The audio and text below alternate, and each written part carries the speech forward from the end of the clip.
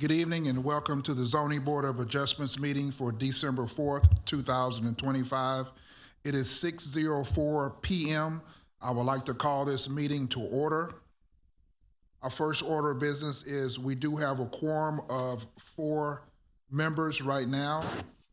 And our first order of business is to have approval of minutes from the November 6th meeting of 2025. Do we have a motion on the floor to approve for the minutes of November? Make a motion to approve the minutes from ZBA meeting November 6, 2025. Is there a motion? Is there a second? Second. It's been motioned and second. Any discussion? No discussion. All in favor, raise your hand. All opposed, raise your hand.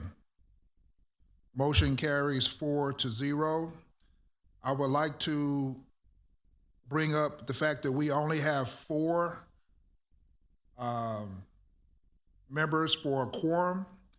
And for as the applicant, if you would like to move forward, you can, knowing that for your decision, all 4 members will constitute approval versus if one of the members do not constitute approval, then it would be totally denied. So this is the point where I guess you have the opportunity, if you would like to reschedule, you can, or you would like to move forward, we can do so. And I'm asking for the VAZ 2025-0488 agenda. Okay? So we would like to move forward with our regular agenda. We'd like to have a consideration and possible action for VAZ 2025-0488, special exception for development to occur on a property with an existing nonconformities.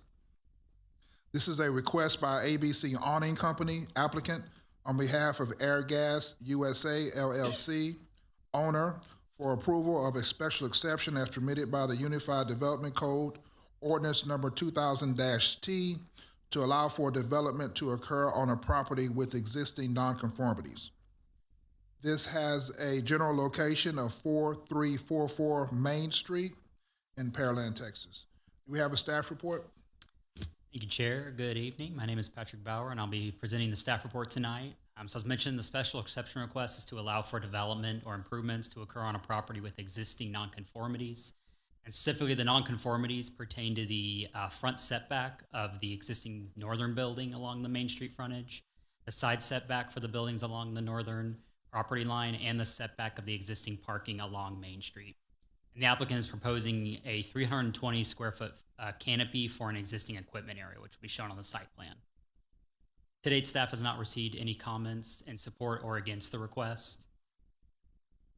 So kind of looking at an aerial view in the zoning, the subject property is in the heavy industrial zoning district, and it's predominantly that same kind of dark purple heavy industrial with some light industrial M1, which is the lighter purple across Main Street, and it's a predominantly undeveloped land around it with some warehouse to the north and across to the east.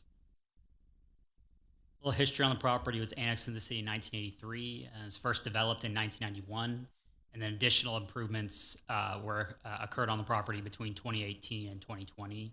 And then it was platted in 2013 as the minor plat of Air Specialty Gas. So here we get a look at the site plan. The left-hand image is the entire site, and you'll see the actual location is more in the middle, so not along the frontage, but in the middle, and that's the location of that proposed canopy. And so going through those existing nonconformities, there will be 3 slides. And so this first one focuses on the front setback requirement. And so within the heavy industrial M2 zoning district, there's a required 35-foot front setback. And you'll notice by the red dashed line that represents that 35-foot front setback. And there's a portion, maybe a little tough to see on a little screen, but this yellow portion is the portion of the building that is within that 35-foot front setback, so that would be considered an existing nonconformity. And then the next nonconformity pertains to that side setback, and specifically for the northern buildings. And so you'll see there's the 25-foot setback, which is what the M2 zoning district requires, and there's approximately, it's minimal, but it's approximately 24.9 feet off of the property line. So about 0.1 feet of the building actually extends into that 25-foot setback, which you kind of see by the kind of a yellow sliver. Those are those areas that actually extend into the 25-foot setback. And my bad, it says front setback. It should be side setback on the slide. And then lastly, the last existing nonconformity relates to the parking setback along Main Street. And so Main Street is a corridor overlay district and is required to have a 30-foot parking setback. This parking lot was built before that corridor overlay district requirement was put in place. And so you'll notice that red dashed line, 30-foot parking setback, and then the yellow portion is the parking area and the drive aisle that's within that 30-foot setback. And so looking at the criteria for approval of a special exception, staff found that the request met criterion 4 for approval of a special exception.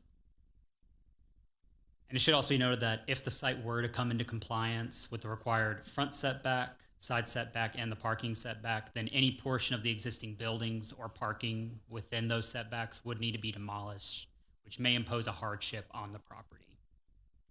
And so therefore, staff recommends approval of the special exception request to allow for development to occur on a property with existing nonconformities. And that concludes staff's report. Thank you, sir. Do you have an applicant presentation? No applicant presentation. Any persons wishing to speak for or against proposal? Okay, we'd like to move into staff and commission and applicant discussion. Any questions to the applicant or to the staff board? Just a quick question, if I could, from staff. One of the previous slides said there had been multiple occasions where changes had been made. I don't know what those were, but when those changes were made previously, is that's what's part of this pre-existing that's been approved by the city? Yeah, and so I'll say the existing buildings were built, and I'm guessing you're talking about the 2018, 2020. So Yes. that 2018, 2020 was actually this kind of back area, and you can kind of see it on this image. There's a storage area. If you look through aerials, it was actually this storage area that was added. That's not the existing nonconformity. It was prior to that, because if it was built at 2018, 2020, we would have required it to meet the code requirements at that time. It's more of the ones that were done before then. So those 2018, 2020, that was more of storage. None of the buildings that have to do with the existing nonconformities or parking, those weren't completed in 2018 to 2020. So they didn't change the footprint in between 2018 and 2020? Not the buildings. Yeah, just this outdoor storage area, which is kind of that's separate from the buildings on the property. So we're asked to approve change so that the existing building would be exactly on the setback requirement. Is that true? Roughly, yeah. If you look at the survey, and it's a little small on here, but it's 24.9. They're making requests that they allow to be able to build a canopy and the buildings stay in the exact same spot that they're sitting today, as well as the parking stay in the exact same spot that it's in today. That's what the request is for. Thank you. That's all I have. Any other questions or comments from the board to the staff or applicant? Okay, we'd like to move into consideration and possible action. Jerry, would you read the motion? I make a motion to approve VAZ 2025-0488 as presented. It's been motioned. Is there a second? Second. It's been motioned and second. Any discussion? All in favor, raise your hand. All opposed, raise your hand. Motion carries 4-0.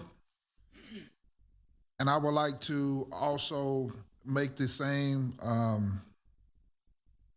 consideration to the next applicant about your VAZ 2025-0530.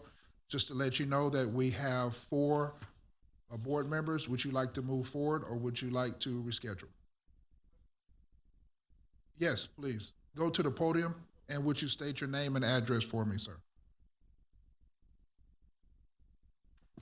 Yeah, my name is Jeff Boutte, the applicant with EHRA Engineering, Yes, sir. 10011 Meadow Glen Lane in Houston, Texas. My question is, from a process standpoint, if we open the item and have discussion, does the board have the option to defer to a next meeting, or do they need to take full action tonight? As a board, we do have an option to vote, defer, or deny. Yes. Okay, just wanted to make sure, in case anything major came up that would give someone a pause for, reason to vote against it, we could consider to defer. I was wondering, as the applicant, if I could ask during the proceedings to defer and then come back with more information next time. As an applicant, yes, you do have the option to ask. Yes, sir. Okay, Yes, sir. You do have that. then I'm okay with proceeding now. Okay. Thank you. Yes, sir. Yes, I want to verify that that's legal, though. Yes, that's correct. Okay, thank you. You as a board can choose to table it and come back at a later date if you feel that's appropriate. Thank you. Thank you for that. Therefore, we'd like to move into our next item on the agenda for consideration and possible action, VAZ 2025-0530. This is a special exception to plat a property with existing nonconformities. This is a request by Jeffrey Boutte, EHRA Engineering applicant, on behalf of BHVA Real Estate Holdings, LLC, and 14739 Alameda Road, LLC, owner, for approval of a special exception as permitted by the Unified Development Code, ordinance number 2000-T, to plat a property with existing nonconformities. This has a general location of 322 Riley Road, Pearland, Texas. Staff report? Thank you, Chair. So as mentioned, the request is for a special exception to allow for a property with existing nonconformities to be platted, and specifically the nonconformities pertain to the front yard setback for the existing buildings along Riley Road and the setback for the right-of-way along the east side of the property. To date, staff has not received any comments in support or against the request. So here we get a look at the subject property. It's at the corner of Riley Road and Almeda School Road. It's kind of a mixture of mostly light industrial zoning, and then you'll notice some kind of dark navy. That's our Spectrum 5 district, which is a Lower Kirby, kind of that area, specific zoning. And it's got a mixture of light industrial around as well as Spectrum 5, and then to the west is the ETJ. So the property was originally developed with the buildings in 1974, with additional structures being built in 1976, 2005, and 2006. And then it was actually annexed into the city in 2005.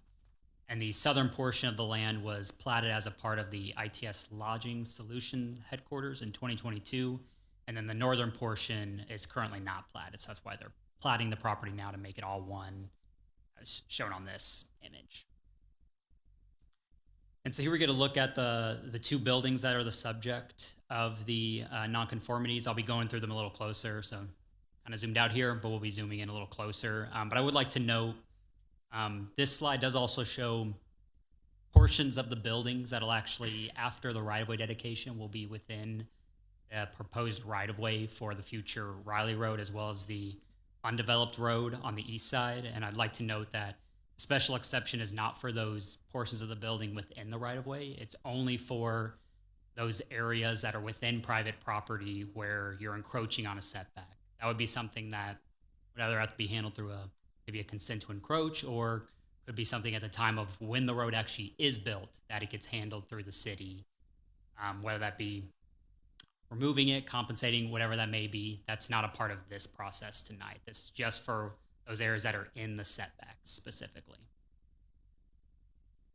And so looking at those existing nonconformities, the first nonconformity pertains to that front setback requirement for the light industrial M1 zoning district. And the requirement is that a 35-foot front setback is required. And so this kind of gray area here represents those areas of the building in between the new property line and the 35-foot front setback that are within that setback. And looking at the next one, this one actually notes it has a side setback, but it's actually, it's a slight correction on our end that This would actually be considered a front setback because even though it's an undeveloped road, it will still be a right of way at some point, so you'd still treat it as a frontage. And so this one actually has two portions that are within setbacks. Kind of along Riley Road, there's a small portion which you'll see that's gray. That's within that 35-foot front setback. And then along here, past the black line, this is the portion of the building that is within the 35-foot front setback for the eastern property line. And so these would be those non-conforming portions of the building. And so looking at the approval criteria for a special exception, staff found that the request met criterion 4. And it should be noted that if the site were to come into compliance with those required setbacks, then any portion of the existing buildings, whether it be the one along Riley or the one along that undeveloped road, would be required to be demolished, which may impose a hardship on the property. And so therefore, staff recommends approval of the special exception request to allow for a property with existing nonconformities to be platted. And that concludes staff's report. Thank you, sir. Do we have an applicant presentation? Thank you, sir. No applicant presentation. We would like to move into persons wishing to speak for or against proposal. No persons wishing to speak for or against. We would like to move into staff, commission, and applicant discussion. Any questions or comments from the board to the staff or applicant? Question to staff. Are the existing structures, or any part of the existing structures built where they are today, any part of the footprint, in other words, that was built after this land was the unified, what is it called, Unified Building Code? Yeah, annexed or, because it matters about the annexation of the property. So these structures were built on the property prior to that 2005 annexation, so they would have been subject to county requirements, or they would have been permitting through the county. And our consideration tonight, you say, does or does not include the property on the, I guess that's the east side of the building where it says, it shows the right-of-way encroachment? Yeah, so ours is not, because we're only focusing on setbacks and we can only focus on what's within those setback areas. The special exception can't be granted to say, hey, you can continue to have it within the right of way. That's a separate process, and legally, correct me if I'm wrong. But that's the special exception has been for private property boundaries and meeting the UDC requirements for the setbacks and whatnot.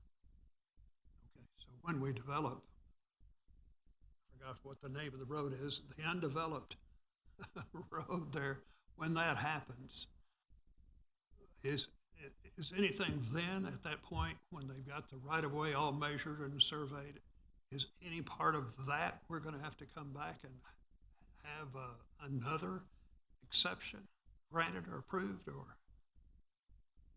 So I'd say first off, the exception is needed at this time because they're looking to plat the property, or if they look to develop in the future and the building doesn't, let's say the building still doesn't meet, that's when that's when it's required to get a special exception. When it comes to actually the right of way being developed, that's more of, and whether or not, for lack of better, whether or not something gets shaved off, or where that actually they're able to keep the building, that'll be a separate process.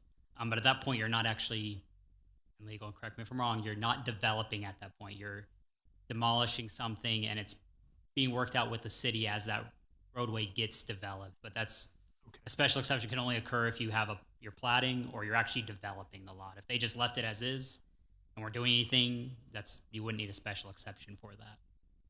Okay, that's all I had. Any other questions or comments from the board to the staff or applicant? Okay, we'd like to move into consideration and possible action. Don, would you read the motion once it's placed on the screen? Make a motion to approve variance application VAZ 2025-0530. It's been motioned. Is there a second? I'll second. It's been motioned and second. Any discussion? All in favor, raise your hand. All opposed, raise your hand. Motion carries 4-0. And we are adjourned at 6:24 p.m. for the Zoning Board of Adjustments meeting for December 2025.